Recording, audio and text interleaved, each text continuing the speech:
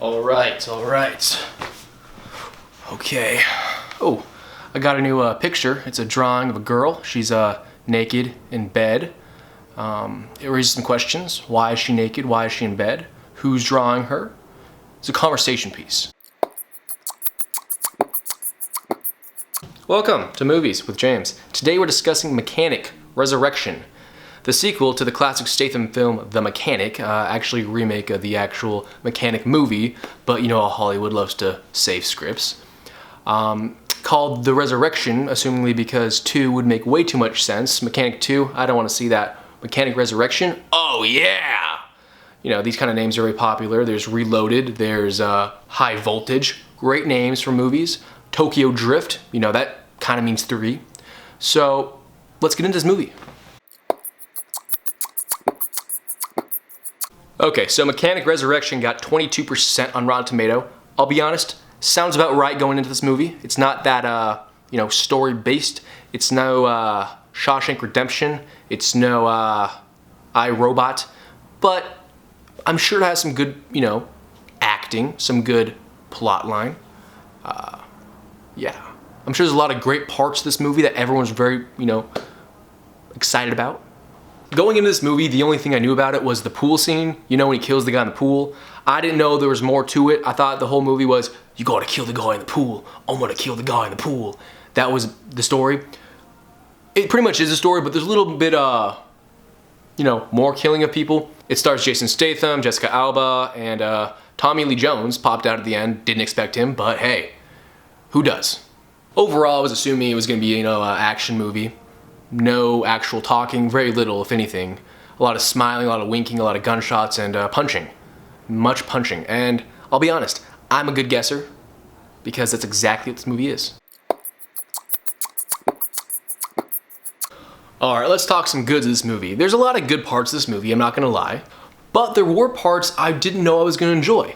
One part I liked was gay Tommy Lee Jones. Hilarious. I'm not sure if it was a joke, but it got me. I was laughing. They gave him the earrings, the rose-colored glasses, the robe. It was classic gay arms dealer. I love it. Ignoring the story, the fighting was great. They honestly could have just put this movie on YouTube, titled it Cool Action Sequences, and just played the action sequences. The storyline kind of got in the way of all the exploding and punching. Didn't like that. Bugged me. There's the classic, obviously dumb things where you time things perfectly, or my favorite, when Jason Statham jumps onto a hang glider. I'm no scientist, but this is my assumption of what happens when someone jumps onto a hang glider. Dead. But no, in the movie it's more like this.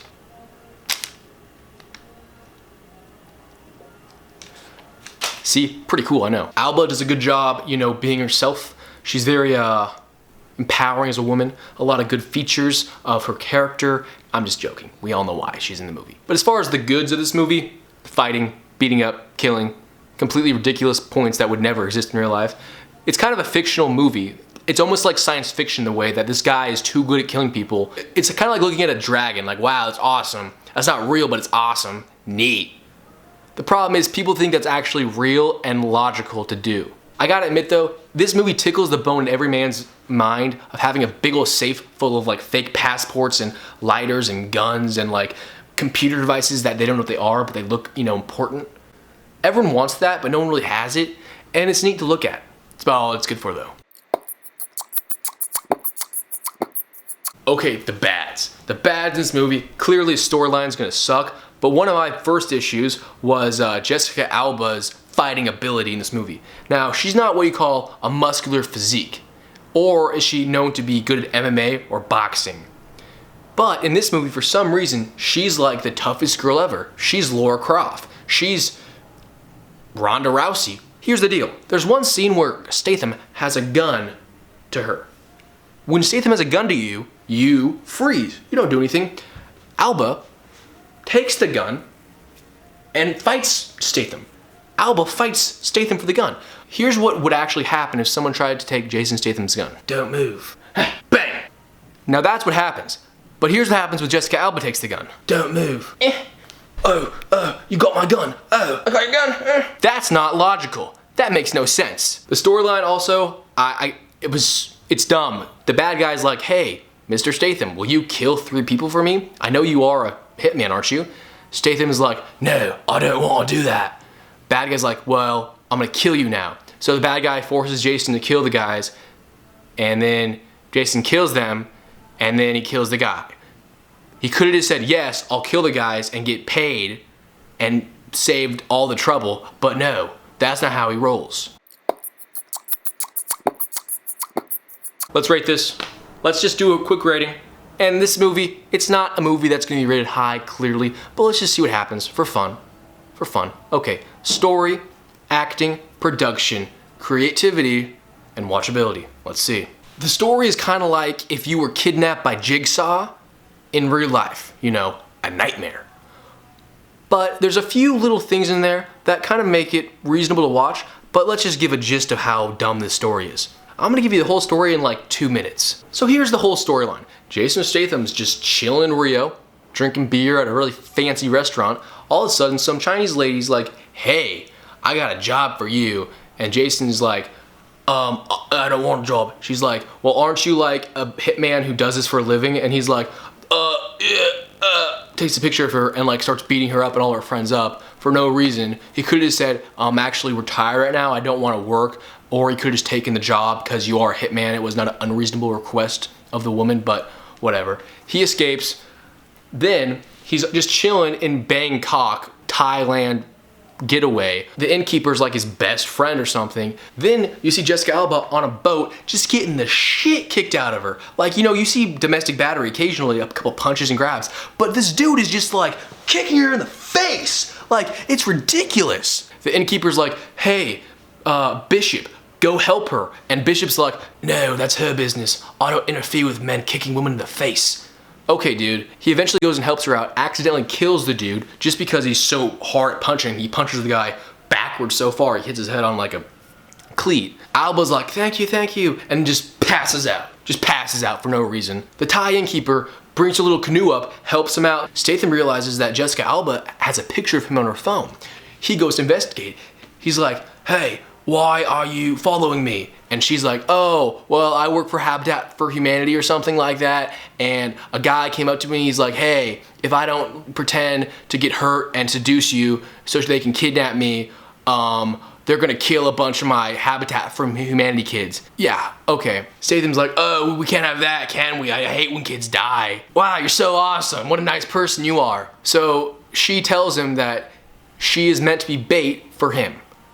And so Jason Statham knows that the purpose of Jessica Alba's existence is to pretend to like him so then they can lure him and capture him.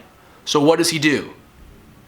He goes, okay, let's go along with their plan and just fall in love like they wanted us to do and not escape and just let them take us. What? Anyway, they take him. The bad guy kidnaps Alba. He's like, hey, I'm gonna kill Alba if you don't kill the guys I told you to kill. Statham's like, oh dang, you got me. So he goes and kills 2 of the 3 guys and goes, you know what, I don't want to kill this 3rd guy, I'm just gonna kill the bad guy instead. Look, Jason, you're killing 3 people regardless. You could have just killed 3 guys in the first place.